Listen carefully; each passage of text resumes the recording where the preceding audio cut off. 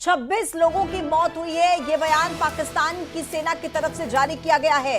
रात को 1:05 से लेकर 1:30 यानी कि 25 मिनट के अंदर जिस तरीके से भारत की सेना ने जाकर अपना बदला पूरा किया, उसके बाद देखिए पाकिस्तान की सेना की तरफ से यह बयान जारी किया गया है। यह बताया गया है कि 26 लोगों की मौत की पुष्टि हो चुकी है, यानी कि जो भारत की तरफ से स्ट्राइक की गई उसमें पाकिस्तान सेना ये कह रही है, कबूल रही है कि 26 लोगों की जान गई है। इससे पहले भी पाक आर्मी ने यह कहा था कि 6 जगहों पर 24 जगह पर भारत की तरफ से हमले किए गए, जिसमें 8 लोगों की मौत की पुष्टि पहले वो करते हुए नजर आ रहे थे, और अब पाकिस्तान सेना की तरफ से यह क्लियर कहा गया है कि 26 लोगों की इस हमले में जान गई है।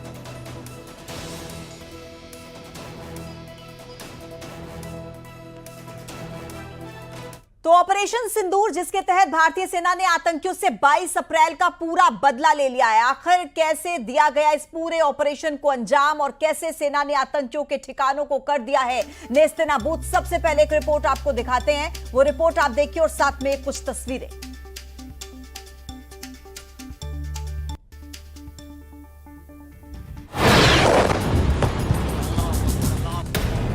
तारीख 7 मई,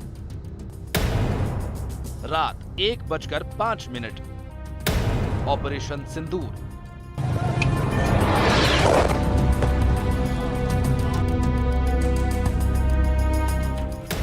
सेना के वो 25 मिनट।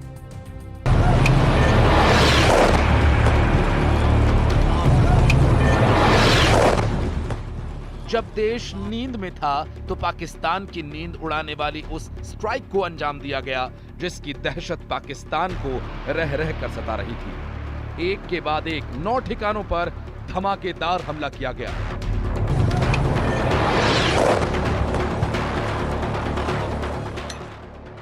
इस हमले को बहुत बड़ी प्लानिंग के तहत अंजाम दिया गया।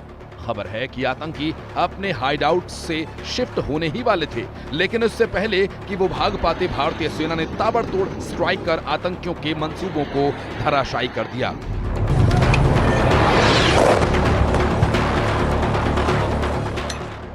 आतंकियों के ठिकानों को तबाह बर्बाद करने के बाद अब हर कोई इस ऑपरेशन के पीछे की कहानी जानना चाहता है, और उन 25 मिनट्स की कहानी विदेश सचिव विक्रम मिस्री, कर्नल सोफिया कुरैशी और विंग कमांडर व्योमिका सिंह ने प्रेस कॉन्फ्रेंस में बताई। पूरे ऑपरेशन को परत दर परत मीडिया के सामने रखा। एक समूह ने खुद को रेजिस्टेंस फ्रंट TRF कहते हुए इस हमले की जिम्मेदारी ली है। यह समूह संयुक्त राष्ट्र द्वारा प्रतिबंधित पाकिस्तानी आतंकवादी समूह लश्कर ए तैयबा से जुड़ा हुआ है। यह उल्लेखनीय है कि भारत ने मई और नवंबर 2024 में संयुक्त राष्ट्र की 1267 कमेटी की सैंक्शंस मॉनिटरिंग टीम को अर्धवार्षिक रिपोर्ट प्रस्तुत की थी, जिसमें TRF के बारे में साफ इनपुट दिए गए थे। इससे पाकिस्तान स्थित आतंकवादी समूहों के लिए कवर के रूप में TRF की भूमिका सामने आई थी। इससे पहले भी दिसंबर 2023 में भारत ने इस टीम को लश्कर ए तैयबा और जैश ए मोहम्मद के बारे में सूचित किया था, जो TRF जैसे छोटे आतंकवादी समूहों के माध्यम से अपनी गतिविधियों को संचालित कर रहे हैं। इस संबंध में 25 अप्रैल को UN सिक्योरिटी काउंसिल प्रेस वक्तव्य में TRF के संदर्भ को हटाने के लिए पाकिस्तान के दबाव पर भी ध्यान दिया जाना चाहिए।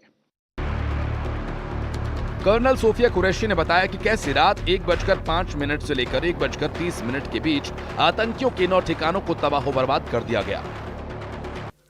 सवाई नाला कैंप मुजफ्फराबाद, जो कि POJK के लाइन ऑफ कंट्रोल से 30 किलोमीटर दूर है, यह एक लश्कर ए तैयबा का ट्रेनिंग सेंटर था।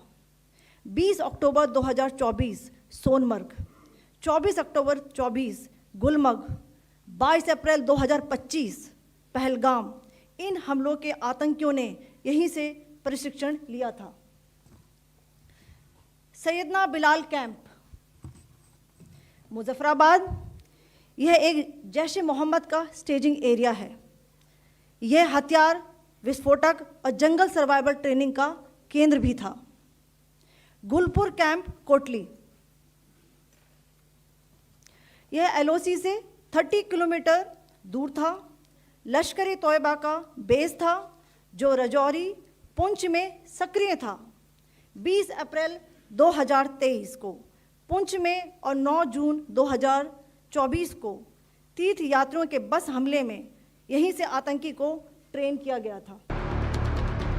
भारतीय सेना ने पहलगाम हमले का बदला लेते हुए प्रतिबंधित आतंकवादी संगठन जैश ए मोहम्मद लश्कर ए तैयबा के ठिकानों को नेस्तनाबूद कर दिया और साफ संदेश दिया कि अब आतंकवाद किसी भी कीमत पर बर्दाश्त नहीं किया जाएगा।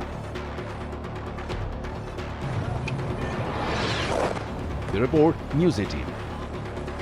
तो कुल मिलाकर आज पूरे देश में मन में सुकून की एक भावना है, संतुष्टि की एक भावना है कि जो कहा जा रहा था कि खून का बदला खून से लेंगे, आज वो बदला क्या पूरा हुआ।